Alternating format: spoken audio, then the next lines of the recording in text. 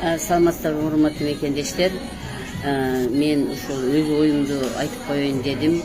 Мүмкүн мени түшүнгөн, мага окшоп альтернативдүү медицинанын адиси болгон врачтар мүмкүн мени колдоор. Азыркы медицинадагы системаны өзгөртмөйүнчө биз эч качан адамды жакшы кыла албайбыз. Бизди фарм компанияларды байытуучу кылып окутуп койгон да. Мына ашказаның ооруйбу, мына дары. Башың ооруйбу, мына дары.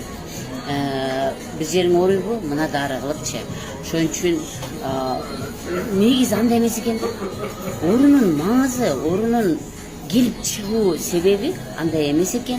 Оорунун келип чыгуу себеби бир орган жабыркайт, анан ошол органдан кийин башка органдар жабыркап отуруп, анан адам ооруга туш келет. Эң негизгиси профилактиканы жүргүзүшүбүз керек. Профилактиканы алдын алышыбыз керек. Алдын алмайынча болбойт.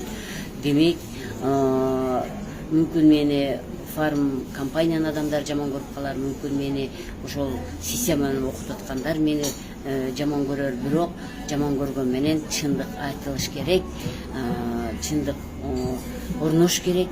Себеби деген медицина, азыркы медицинанын системасы эң башкача болбойт бул система. Бул система болбойт. Мен да ушурда иштеп келгем. Мен да ушурда иштеп пенсияга чыктым. Бирок мен параллельно иштеп келгемин. Жарым жыл ак жакта иштеген болсом, жарым күн мен ушул альтернативдүү медицинанын өнүктүрүү үчүн, ошодон жакшы болгон үчүн көбүрөөк ушул жака көңүл буруп келгемин. 37 жыл иштеген болсом, ошонун 26 жылы медицинада иштедим. Кийинки 11 жылы жарым күн официалдуу медицинада иштедим, жарым күн альтернативдүү медицинада иштедим. Бирок мен эмнени түшүндүм?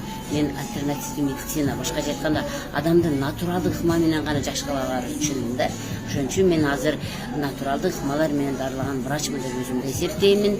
Жана менден ушул натуралдык ыкманы колдонуп, ушуну менден колдонуп чыгып кеткендер алар ооруй берет. А менден ошону көрүп, ошону түшүнүп, ошону аткаргандар дальше 2 айлап, 4 айлап, 6 айлап, 2 жылдап карманып жүргөндөр эң сонун жашап атышат. Демек, урматтуу кыргызстандыктар, биздин үнүбүз медицина системасына жетсин.